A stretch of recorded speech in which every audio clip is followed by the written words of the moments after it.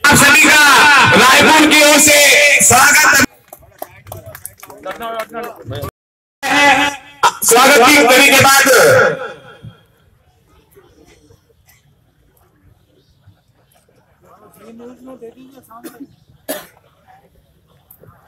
हमारे बीच में विराजमान एसडीएम साहब श्रीमान भवलाल जी कनेगा साहब का स्वागत करने के लिए मैं आपका स्वागत किया जा रहा है।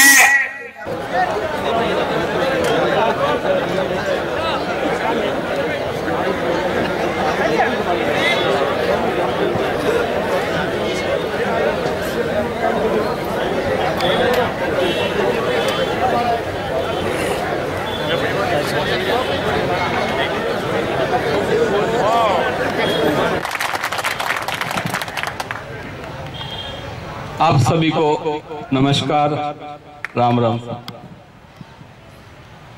मंच पे विराजमान आपके एसडीएम साहब, आपके तहसीलदार जी, आपके गांव के युवा सरपंच, हमारे सोजत से आए हुए दोनों तीनों नेतागण और पूरे रायपुर गांव के महानुभावों, भाइयों, चाचाओं, माताओं, सहपाठियों, आगे वाले, पीछे वाले, आप सभी को मेरा नमस्कार।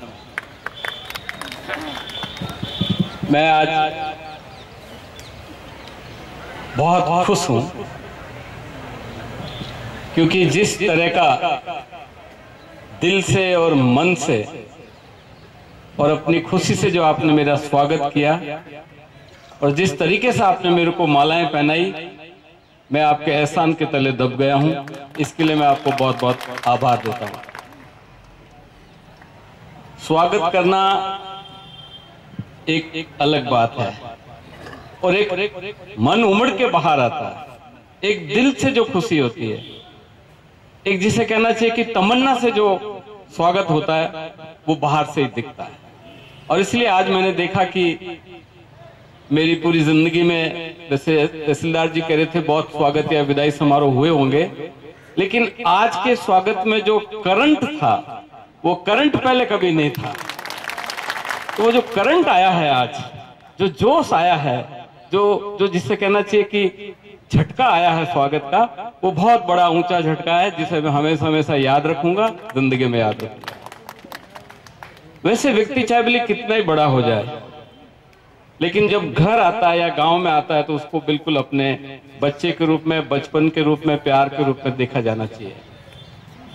मैं हमेशा कहता हूं कि मैं जब रायपुर आता हूं तो ये जो आपका टोल टैक्स है, जब मैं टोल टैक्स क्रॉस करता हूं तो मेरे आईएएस का कोट मैं वहां लटका देता हूं। उस कोट को मैं, आईएएस वाले कोट को यहाँ रायपुर आता हूँ तो साथ में नहीं लाता हूँ, वो उसको मैं क्या कहता हूँ कि मैं जब वापस जयपुर जाऊंगा तो मेरे को दे देना, ताकि मैं ब्यावर से वापस आईएएस बन जाऊं। रायपुर में जाऊंगा जब तक मैं आईएएस नहीं रहूंगा। तो आज तो मैं कोट के, आज तो मैं सारे कपड़े ही वहां लटका के आया हूँ और बिल्कुल जो बचपन में जैसे बच्चा, और मुझे अच्छी तरह से याद, आप सब लोग जानते हैं, ये वही जगह है। अब तो काफी परिवर्तन हो गया, आपको याद होगा जो, या मेरे मित्रों को याद है, हम जब उस अस्पताल से थोड़ा सा आगे आते थे, बच्चों को तो पता भी नहीं होगा, जोर से बोलते थे सीताराम, जोर से वहां से बोलते थे सीताराम। और इस आश्रम में जो महाराज आजकल है कि नहीं, मुझे है, नमस्कार उनको, इस आश्रम से उसका वापस जवाब मिलता था सीताराम। तो ये वो सड़क है, ये वो जगह है जिससे हमेशा हम निकलते थे, गुजरते थे, और इस तरह से सीताराम के नारे लगा के रायपुर में हम बड़े बड़े।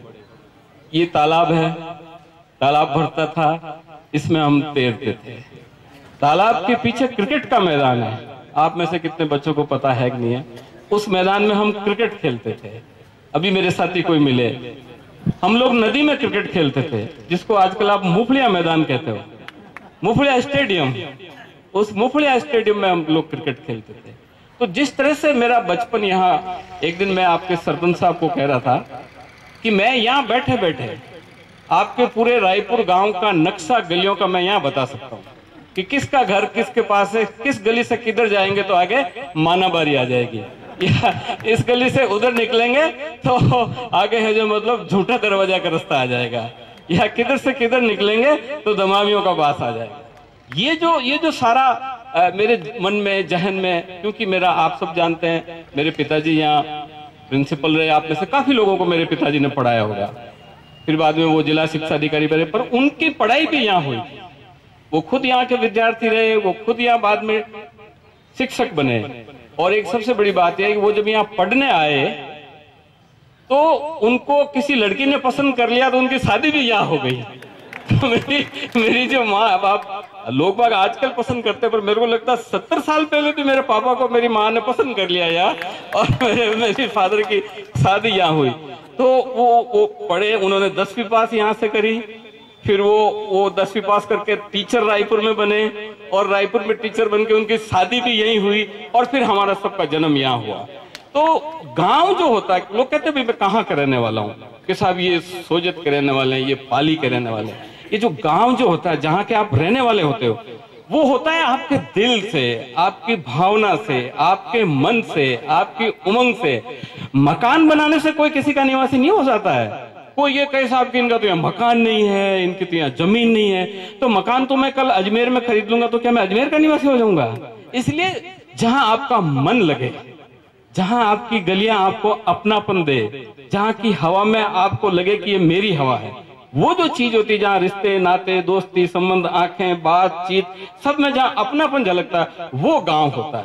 और इसलिए मैं कहता हूँ कि रायपुर मेरा गांव है, क्योंकि यहाँ मेरा अपनापन है। यहाँ की गलियां, यहाँ की सड़कें, यहाँ के पेड़, यहाँ के घर, यहाँ के लोग, यहाँ का खाना, यहाँ के बेरे, यहाँ के ढीमड़े, ऊंचावड़ा बेरा, मुसाणिया बेरा, बहारला बेरा, बिनाई किया बेरा, सब मेरे को याद है। और वो जो अरट चलती थी टक टक, जब 3 आती थी तो सुबह 4 बजे नींद जग जाती।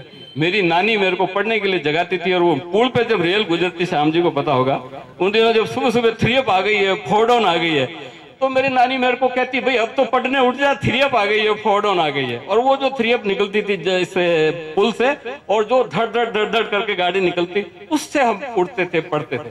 इसलिए रायपुर में आके मेरे को हमेशा वो एहसास होता है, और ये मेरा कर्तव्य भी है, मेरी जिम्मेदारी भी है कि जहां कहीं भी मुझे मौका मिले मैं रायपुर के लिए काम करूं। और इसमें कोई बड़ी बात नहीं, कोई एहसान भी नहीं है।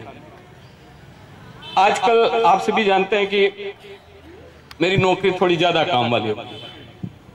फाइनेंस की जिम्मेदारी है, रुपये पैसों का हिसाब किताब है। अभी तक तो मेरे को सिर्फ 2 लाख रुपए की तनख्वाह मिलती थी, तो मैं सोचता था कि 2 लाख रुपए बहुत बड़े होते हैं। लोग कहते हैं साहब IAS अधिकारी को 2 लाख की तनख्वाह मिलती है, तो मैं उस 2 लाख में खुश हो जाता था। लेकिन आजकल जब मैं कुर्सी पे बैठता हूं तो जो साइन करता हूं उससे रुपए निकलते हैं 1,57,480 करोड़। मैंने कहा ये क्या हो गया, इतने बड़े बड़े रुपए भी होते हैं क्या? यह एक मेरे साइन से 400 करोड़ इधर, 300 करोड़ उधर। तो ये सब आप सबका आशीर्वाद है, और मैं हमेशा मानता हूं कि रायपुर का एहसान, रायपुर का आशीर्वाद, रायपुर की जो हमारे ऊपर जो जिसे कहना चाहिए मेहरबानी रही, एक एक आदमी की, एक एक लोगों की। मैं अगर नाम लेना शुरू करूं तो मेरे को 15 मिनट तो आपके नाम लेने में लग जाएं। ये सदीक भाई बेटा हाँ कर रहा है, तो ये सब पुराने मेरे मित्र हैं, सब दोस्त रहे हुए हैं। वो सोहन जी बेटे, मुन्ना भाई के बड़े भाई तो ऐसे हमें पूरा एक एक गली में, एक एक घर पे हम लोग यहाँ पढ़े लिखे हैं। इसलिए मेरा यहाँ आना, आपके द्वारा स्वागत करना एक ऐसी बात है कि एक बेटे की प्रगति को देख के माँ बाप जो खुश होते हैं, वही खुशी आज आपको हुई है, क्योंकि मैं आपके सामने एक बेटा बन के आया हूँ। तो यही मैं कह रहा था कि अभी थोड़ी जिम्मेदारियां माननीय मुख्यमंत्री जी ने मुझे ज्यादा दी है, तो हम सबको माननीय मुख्यमंत्री जी श्री अशोक गहलोत जी का बहुत बहुत धन्यवाद और आभार प्रदर्शित करना चाहिए कि उन्होंने एक गांव के आदमी को, एक रायपुर के छोटे से कस्बे के किसी छोटे से व्यक्ति को पूरे राजस्थान के वित्त विभाग की इतनी बड़ी जिम्मेदारी दी है। इसलिए हम सब अशोक गहलोत जी को, आप सबको उनका बहुत बहुत धन्यवाद और आभार प्रकट करना चाहिए। लेकिन अब इससे ये हुआ है कि मेरी थोड़ी काम की व्यस्तता ज्यादा हो, इसलिए मैं आप सबको कहना चाहता हूँ, जो मैं पहली फोन उठाऊं तो जो मैं आजकल नहीं उठा, इन बात थोड़ा हाफ से रही जो इन वास्ते थोड़ा नाराज मत रहीजो, इन वास्ते थोड़ा मोटो मन राखजो, क्योंकि पहले तो मैं खट उठाई लेतो फोन जरा वो जवार ही राजी रहतो, पर जवार अबे थारो फोन नहीं उठेला, अगर थारा फोन नहीं उठे तो तू जानियो कि जमन के यार मोटा साहब बन गया जो वहां फोन ही नहीं उठाओ नहीं कहला। तो एक तो आपने आज कहूँ कि थोड़ी जिम्मेदारी हमल चालना पड़े इन वास्ते, लेकिन मारा मन दिल आप साथ है। इन वास्ते मैं आज बात करी, आज मैं आयो हूँ, मैं आपने सही बता रही हूँ कि आज ही मैं मतलब अब हाल मारे मन में मतलब यूं फुरक्रोज है कि यार वो मीटिंग रेला साहब बुलाए तो कहीं रही, हाल तो 4 घंटा पूगन मिला है कि मैंने, तो इसलिए ये क्या है कि ये पद ऐसा है कि इसमें 24 घंटे का ध्यान रखना पड़ता है। तो मैं आज आया हूँ अपने गांव में, अपने जैसे वो टोगड़ोन पाडोन पाडी नहीं रहे बिना आप बांधा हाचो चारू में पचे वो कहीं कि तड़पा तोड़ निकलन बारे जावे तो मैं आज तड़पा तोड़न बारे आयो हूँ क्योंकि मैंने तुम्हारे रायपुर जाना है, मैंने तुम्हारे लोगों को मिलना है। तो ये तड़पा तोड़ने की कार्यवाही है। ऐसे ही मैं कभी आपके सामने पेश होऊंगा, आपके सामने हाजिर होऊंगा, इसलिए आपका फोन उठे नहीं उठे लेकिन आपके काम वैसे ही करूंगा। और अब तो मैं ज्यादा करूंगा, मेरे ऊपर ज्यादा जिम्मेदारी है।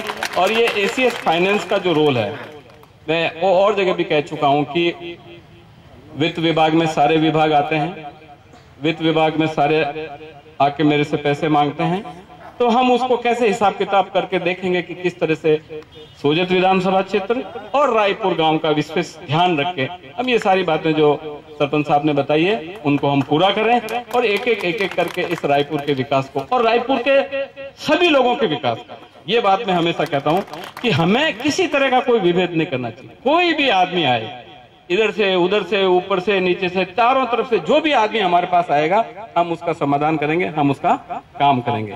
इसलिए आप सभी लोग निश्चिंत रहिए और आपके काम काज जितने की गति उसको हम बढ़ाएंगे। आपका आशीर्वाद मेरे पे बना रहे।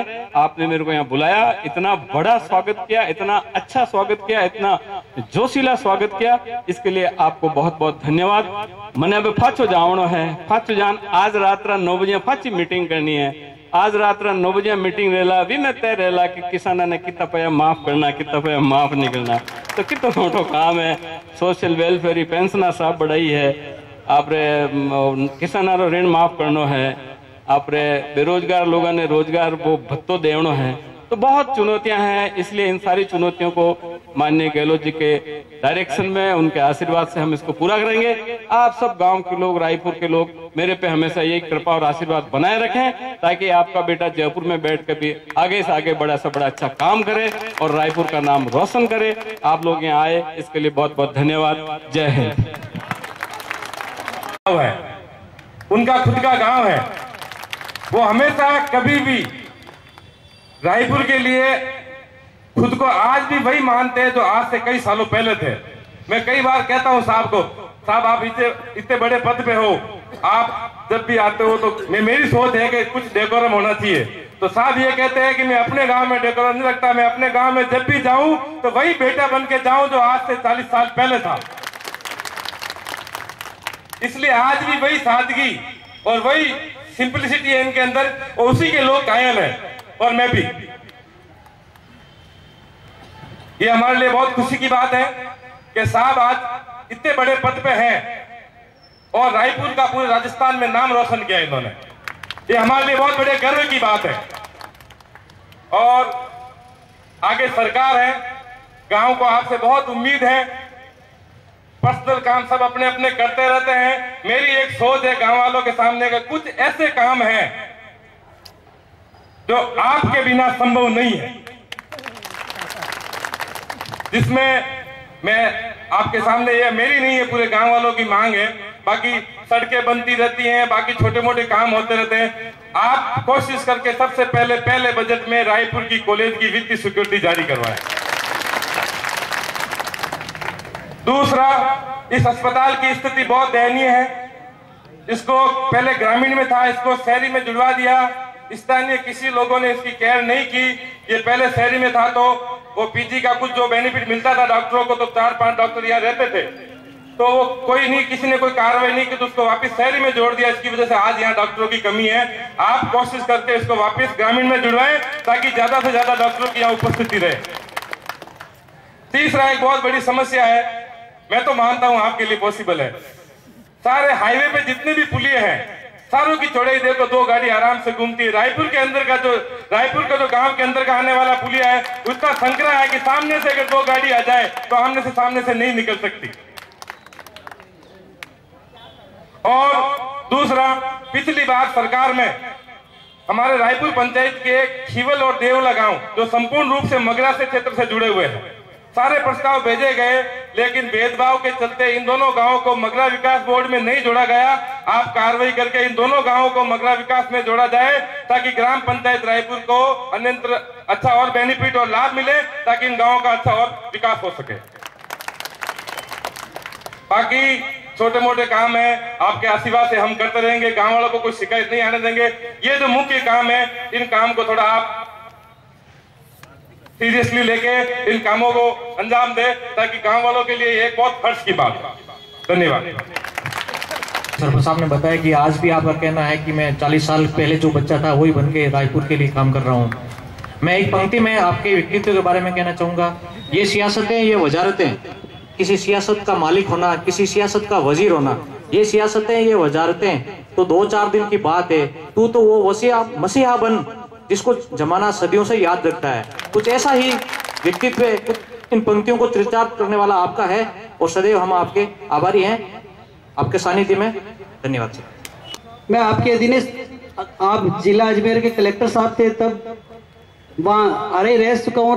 डाक बंगला जवाजा में हमने विदाई समारोह जितनी आज भीड़ है उतनी की उतनी भीड़ कलेक्टर साहब ट्रांसफर हुआ तो विदाई समारोह इसी रूप में दिया था। एक कैसेट भी बनाई हुई है। मैं तो ज्यादा आपका वक्त नहीं लूंगा, मैं 2 लाइन बोलूंगा।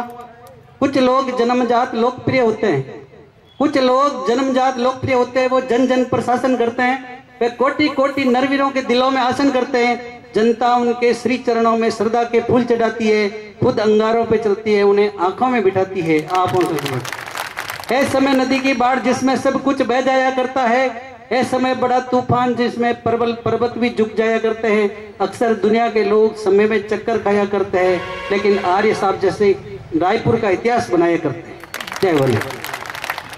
बड़े भाई साहब श्रीमान निरंजन जी आर्य साहब, अतिरिक्त मुख्य सचिव, प्रमुख शासन सचिव, वित्त आबकारी एवं कराधान विभाग, राजस्थान सरकार, आप हमारे बीच में पधारे हैं।